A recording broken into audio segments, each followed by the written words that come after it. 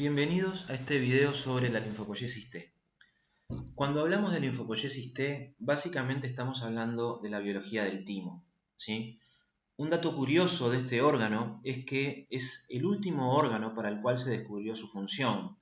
Y para esto hay que remontarse al año 1961, cuando un médico investigador, el Dr. Jacques Miller, realizó una serie de experimentos en ratones, demostrando qué sucedía cuando a un ratón que acababa de nacer, a un ratón neonato, se le extirpaba el timo. Y la conclusión que obtuvo este investigador es que los ratones timectomizados estaban profundamente inmunodeprimidos. ¿Cómo demostró este investigador esa inmunosupresión? Bueno, realizó unos experimentos de trasplante, es decir, a estos ratones que habían sido timectomizados se le trasplantó piel de ratones de otra cepa, es decir, que tienen una incompatibilidad desde el punto de vista del complejo mayor de histocompatibilidad, o aún piel de otra especie, como es aquí la piel de ratas, ¿sí?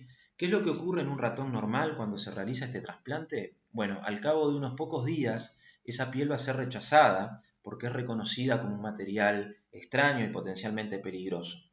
Sin embargo, en los ratones timectomizados, esa piel no era rechazada y esto fue interpretado en ese momento como un signo de inmunosupresión. Y de hecho se vio que había una parte importante de los linfocitos en estos ratones que no estaban presentes en estos ratones timectomizados. En esa historia entonces surge el descubrimiento de los linfocitos T y desde ese momento su relación con el timo, de donde viene su nombre de linfocito T por ser dependientes del timo.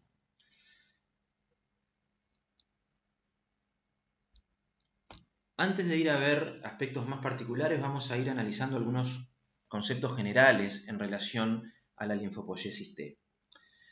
La linfopoiesis T es el proceso por el cual los precursores linfoides se diferencian en linfocitos T maduros, como decía, en el timo. Y como vimos en la clase de TCR, esos linfocitos T maduros emigran desde el timo hacia los órganos linfoides secundarios, donde van a estar migrando permanentemente en búsqueda del antígeno que es reconocido por su TCR. El proceso de linfopoiesis T implica el rearreglo de los genes del TCR y la expresión en la membrana plasmática para cada clon de linfocito T de un TCR único.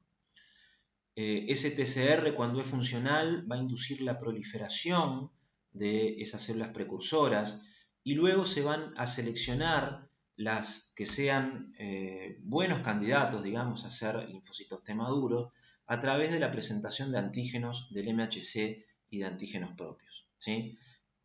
Vamos a ver en detalle entonces cómo el MHC y los antígenos propios es una condición muy importante para que un linfocito, para que un precursor pueda completar su proceso de maduración y emigrar hacia los órganos linfoides secundarios.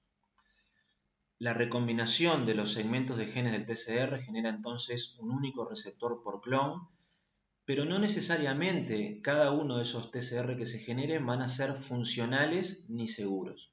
Entonces, ¿qué es lo que consideramos un TCR funcional? Básicamente es un TCR que pueda interactuar con el MHC propio, ¿sí?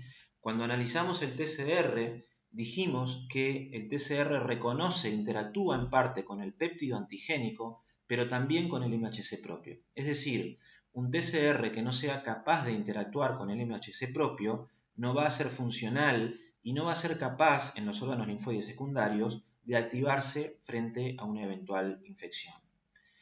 Y otro criterio muy importante es la seguridad. Existe el peligro cuando se están generando al azar nuevos TCRs, es que se genere un TCR que reconozca antígenos propios y que por lo tanto sea autorreactivo y eventualmente lleve a un proceso de autoinmunidad, que obviamente sería un proceso patológico y no sería un proceso deseable.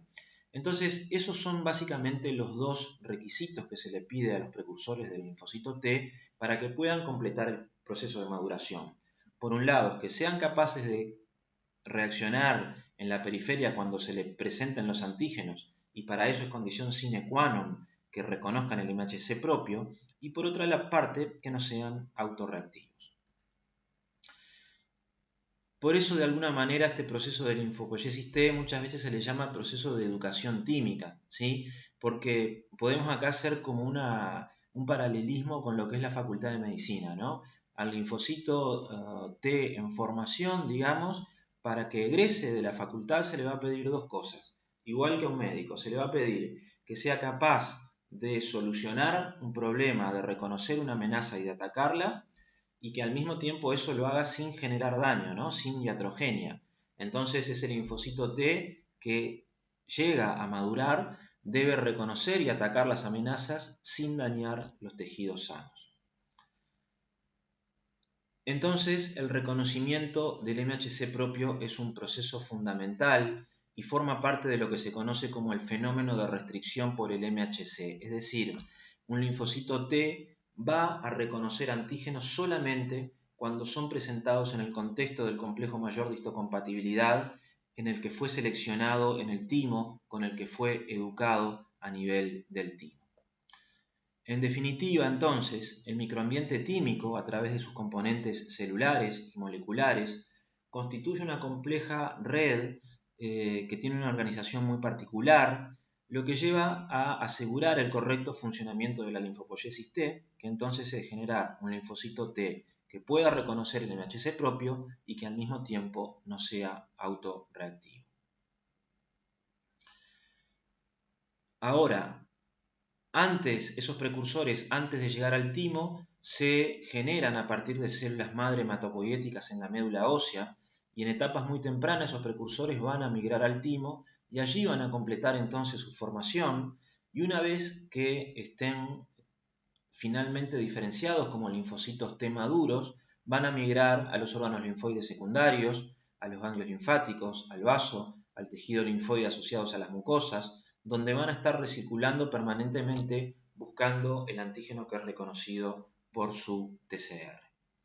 El timo es entonces un órgano que se encuentra a nivel del mediastino en posición antero-superior en relación al corazón, y es un órgano que a partir de la adolescencia va a ir involucionando, ¿sí? Durante mucho tiempo se creyó que el timo era funcional en la adolescencia y que en un periodo postpubertad involucionaba completamente. Hoy en día sabemos que si bien esa involución es cierta, el timo no queda de una manera completamente afuncional en el individuo adulto, sino que continúa produciendo linfocitos T en un ritmo mucho menor a lo que lo hacen los niños, pero todavía continúa produciendo células T. Y sabemos, por ejemplo, que en pacientes pacientes adultos que reciben trasplantes de médula ósea, esos precursores, esas stem cells hematopoiéticas en la médula ósea, logran migrar al timo de un individuo adulto y ahí continúan generando linfocitos T aún en la edad adulta. Esa célula madre hematopoiética a nivel de la médula ósea puede llevar a tomar una vía de diferenciación hacia linfocitos B a través de factores como PAC5, E2A y EBF, y esta célula ProB va a terminar diferenciándose en diferentes subpoblaciones de linfocitos B, como los linfocitos B1 o linfocitos B de la zona marginal. Sin embargo, ese progenitor linfoide común, cuando llega al timo, va a encontrarse con un ambiente que es rico en Notch1, ¿sí? Que va a inducir la producción del factor de transcripción GATA3, y eso va a llevar a diferentes etapas, como por ejemplo la etapa del linfocito Pro-T, que finalmente va a dar lugar a los linfocitos B maduros, como los linfocitos T, los que expresen un receptor alfa-beta o los que expresen un receptor gamma-delta. Y luego hay otros factores que van a generar, como ID2, que pueden generar a partir del precursor linfoide común células innatas linfoides, dentro de las cuales incluimos a las células natural killer. Ahora, ¿cómo está organizado el timo para llevar adelante este proceso de maduración de este linfocito T en formación, que es el timocito? El timo, de un punto de vista anatómico, macroscópico, está formado por lóbulos.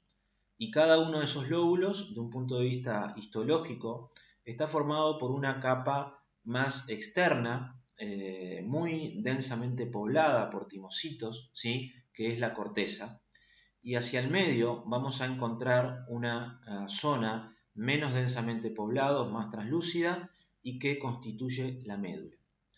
Los integrantes celulares de cada una de estas partes son diferentes y las funciones de cada una de estas partes de la corteza y de la médula en el timo van a ser diferentes también. A nivel de la corteza, ¿sí? Vamos a ver que hay una gran densidad de timocitos, de estos precursores linfocitarios en formación, ¿sí? Marcados, representados aquí en la figura como estas células más pequeñas azules. Estos timocitos en la corteza están en contacto con células que no son derivadas de la médula ósea, células de origen epitelial que llamamos células epiteliales corticales. ¿Sí? A nivel de la corteza podemos encontrar algunos macrófagos que van a encargarse de fagocitar a una cantidad de células que van a ir muriendo durante este proceso. Un aspecto interesante a decir es que alrededor del 95% de los timocitos termina muriendo por apoptosis. Es decir, durante ese proceso de selección, por un lado, para tratar de identificar cuáles son los que reconocen al MHC propio y eliminar también a los que reconozcan fuertemente antígenos propios, luego de todos esos procesos, solamente entre un 2 y un 5% de los timocitos va a lograr completar todo el proceso y transformarse en un linfocito T maduro. Entonces, a nivel de la corteza, también a nivel de la médula, hay mucha apoptosis y los macrófagos aquí actúan como barrenderos, ¿no? como células que actúan limpiando todos esos detritos celulares. A nivel de la médula vamos a encontrar timocitos, vamos a ver más adelante que las características fenotípicas y funcionales de los timocitos de la médula son muy distintas de los de la corteza. Y vamos a encontrar también células epiteliales tímicas, que en este caso se llaman células epiteliales medulares, ¿sí? Que si bien de un punto de vista ontogénico y morfológico son muy parecidas a las células corticales epiteliales, vamos a ver que su función es muy diferente. Tenemos también algunos macrófagos a nivel de la médula tímica y aparece otro jugador que es la célula dendrítica, ¿sí? Que va a tener también un papel muy importante en todo este proceso, pero entonces la célula dendrítica a nivel de la médula va a jugar, como vamos a ver más adelante, un papel importante en la selección de los timocitos.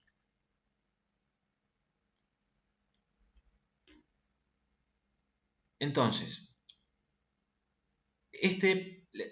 la vida del timocito a nivel del timo es muy dinámica, está en continuo movimiento físico realmente, pasando de una parte a otra, y también eso se va acompañando de profundos cambios a nivel de las moléculas que expresa y a nivel de entonces de los programas moleculares que lo van acercando cada vez más a ser un linfocito maduro luego en la periferia. Decíamos al principio que los precursores que vienen de la médula ósea ingresan al timo. Ese ingreso se da a nivel de la unión córtico-medular. Entonces, esos timocitos que ingresan al timo van a seguir entonces un gradiente a través de quimioquinas como la CCL25 que va a unirse al receptor CCR9 en estos timocitos y los va a llevar a migrar hacia la corteza del timo, ¿sí? En esa etapa, los timocitos los llamamos doble negativos, porque cuando hablamos de doble negatividad o doble positividad, nos estamos refiriendo a las moléculas CD4 y CD8, ¿sí? Estos precursores que entraron por la unión córtico-medular, que rápidamente van a migrar a la corteza, no expresan ni la molécula CD4 ni la molécula CD8 y por lo tanto se les llama doble negativos. Vamos a ver que para seguir y entender todo este proceso hay una serie de moléculas cuya expresión es fundamental. como decía recién, el CD4 y el CD8, pero también vamos a ver que la expresión de CD3 como molécula señalizadora del TCR y el propio TCR van a ser fundamentales para ir guiando todo este proceso de maduración. Estas células doble negativas, una vez que migraron desde la unión corticomedular hacia la corteza, van a seguir de alguna manera bajando en esta migración y aquí empiezan a expresar un receptor de quimioquinas que es el CCR7, que responde a quimioquinas como CCL19 y CCL21. ¿Dónde se producen la CCL19 y la CCL21? A nivel de la médula. Entonces estas células empiezan a ser atraídas y empiezan a migrar desde la corteza hasta la médula. Durante ese viaje, esos linfocitos doble negativos van a ir cambiando su fenotipo y van a transformarse luego en linfocitos doble positivos. Doble positivos porque expresan a la vez las moléculas CD4 y CD8, ¿sí? Aquí también empieza a expresarse la molécula CD3 y una vez que se avanza en este proceso de maduración, los linfocitos, estos precursores en realidad doble positivos, van a transformarse en linfocitos single positivos, es decir, van a ser, inicialmente eran CD4 y CD8 positivo, pero luego van a transformarse ya sea en linfocitos CD4 positivos, CD8 negativos, o CD4 negativos y CD8 positivos, ¿sí? Que es en definitiva lo que vamos a encontrar en los órganos linfoides secundarios. La enorme mayoría de los linfocitos maduros que están en los órganos linfoides secundarios son CD4 o CD8, ¿sí? Durante todo este proceso, decíamos hoy que hay jugadores que son importantes a nivel celular. Uno de ellos es la célula epitelial cortical, ¿sí? Y la célula epitelial cortical lo que va a hacer es presentarle a los timocitos doble negativos, le va a dar señales de sobrevida a aquellos que vayan transformándose en doble positivos y que tengan la capacidad de tener un TCR funcional, ¿sí? A medida que los doble positivos expresan un TCR funcional, la molécula CD3, pueden reconocer el MHC propio expresado por las células epiteliales corticales y ese reconocimiento le va a dar señales de sobrevida a los linfocitos doble positivos y los va a hacer proliferar. Ahora, ¿qué pasa cuando un linfocito doble positivo genera un TCR, pero ese TCR no es capaz de interactuar con el MHC propio expresado en la célula epitelial cortical? Bien, ese linfocito va a morir, ¿sí? Por un proceso conocido como negligencia, en el sentido de que faltan señales activas y de hecho la mayor parte de los timocitos doble positivos va a generar un TCR que no es funcional y la mayor parte de esos timocitos doble positivos van a morir por apoptosis. Ese proceso por el cual a nivel de la corteza las células epiteliales corticales seleccionan a los doble positivos que expresan un TCR capaz de reconocer el MHC propio, van a ser seleccionados positivamente y es lo que se conoce entonces como el proceso de selección positiva. Aquellos linfocitos doble positivos entonces que fueron capaces de reconocer el MHC en la célula epitelial cortical van luego a diferenciarse o a células CD4 o a células CD8. Y aquí interviene el otro gran proceso de la educación tímica que es la selección negativa. Y aquí ocurre un proceso en cooperación entre las células epiteliales medulares y células dendríticas, que lo van a ver en más detalle cuando analicen la tolerancia inmunológica. Pero básicamente lo que se hace aquí es eliminar, van a morir por apoptosis, aquellos linfocitos T que reconozcan de manera muy fuerte antígenos propios, porque van a ser considerados linfocitos autorreactivos y por lo tanto con un potencial de autoinmunidad. Entonces, Primero ocurrió el proceso de selección positiva. Aquí se le pide al timocito que tenga una unión con el MHC propio, idealmente una unión relativamente débil, y luego se lo testea en esta segunda etapa a nivel de la médula de si esos linfocitos son capaces de reaccionar fuertemente frente a péptidos antigénicos propios.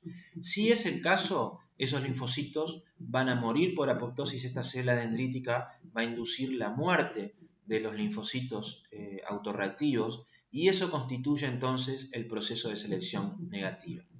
Si tuviéramos que describir de manera muy esquemática el proceso de la educación tímica, podríamos decir: la selección positiva ocurre en la corteza, eso es la tarea de las células epiteliales corticales, y la selección negativa ocurre en la médula, y aquí participan de manera muy activa las células dendríticas y las células epiteliales medulares a nivel del timo.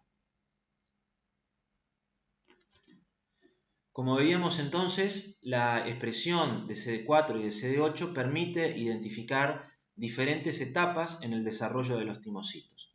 Y aquí tenemos un análisis de una figura de citometría de flujo. Les aconsejo que vayan a ver los videos metodológicos, particularmente en este caso el video de citometría de flujo que preparó Sofía Russo, y ahí van a poder entender un poco más esta técnica. Pero básicamente aquí lo que estamos haciendo es midiendo la expresión al mismo tiempo de CD4 y CD8, ¿sí? Y estas barras, estos límites que se establecen aquí, que delimitan 4 cuadrantes, son los límites de positividad, ¿sí? Entonces, por ejemplo, cuando analizamos la expresión de CD4, sabemos que por arriba de esta barra las células son consideradas positivas, y por abajo de esta barra las células son consideradas CD4 negativas.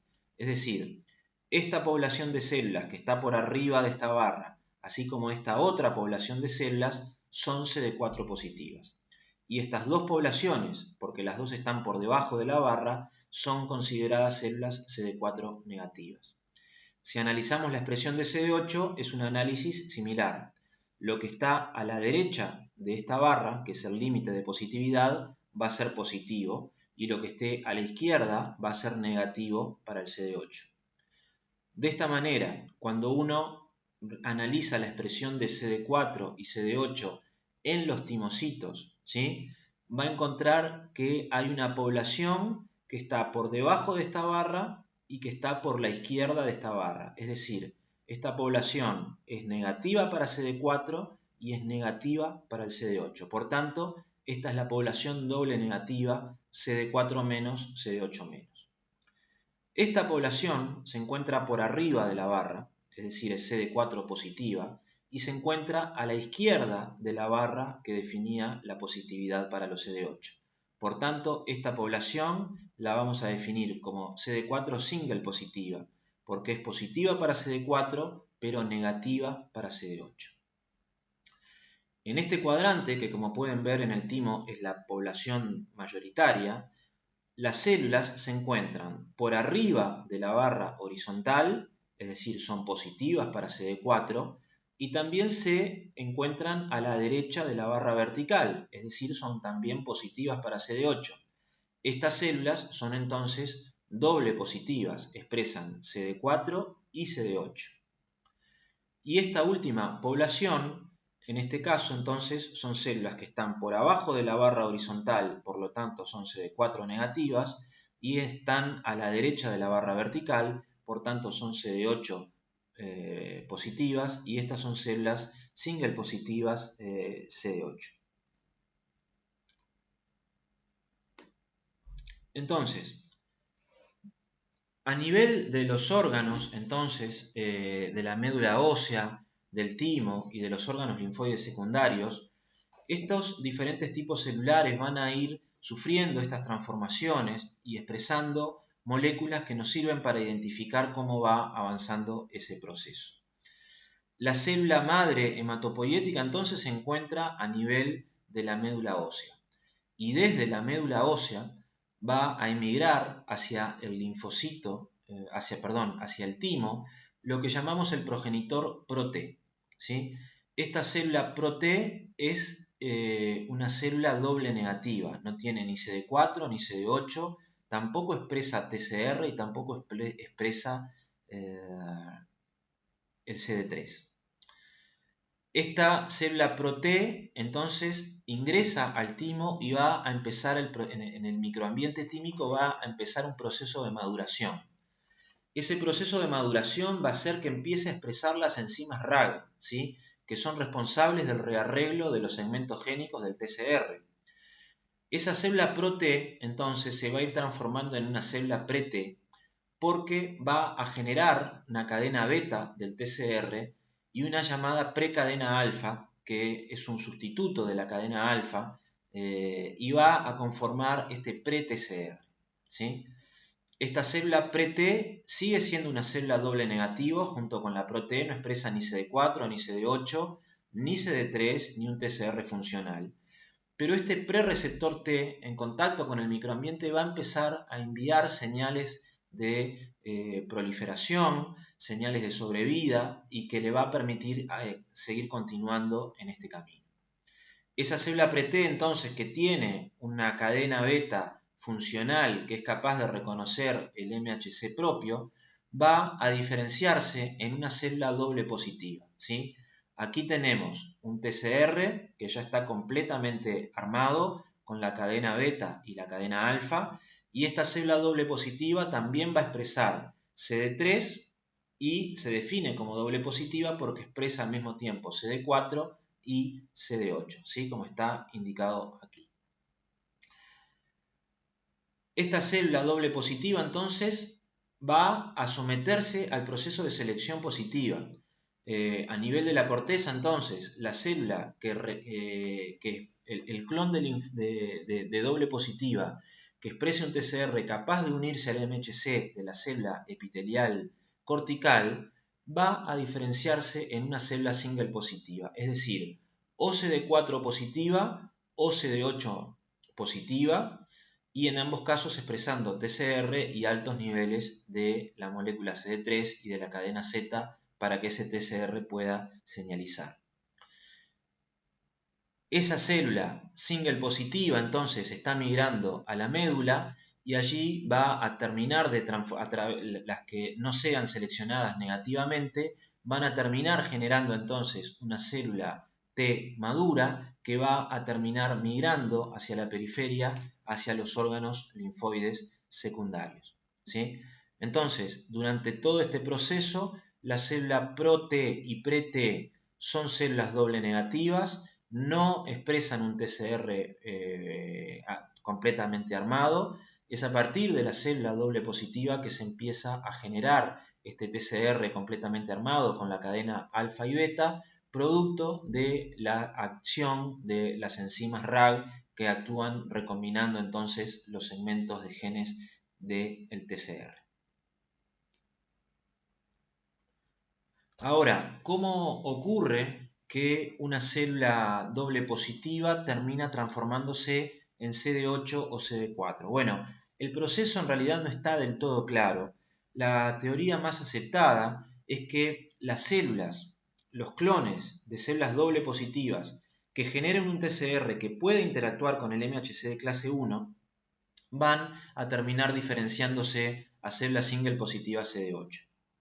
Mientras que si el TCR no interacciona con el clase 1, pero sí es capaz de interaccionar con el clase 2, esa célula T va a diferenciarse, ese progenitor en realidad doble positivo, va a diferenciarse en un single positivo CD4, ¿sí? Aquí, ese factor entonces es muy importante. ¿Qué es lo que el TCR termina reconociendo si el MHC de clase 1 o el MHC de clase 2?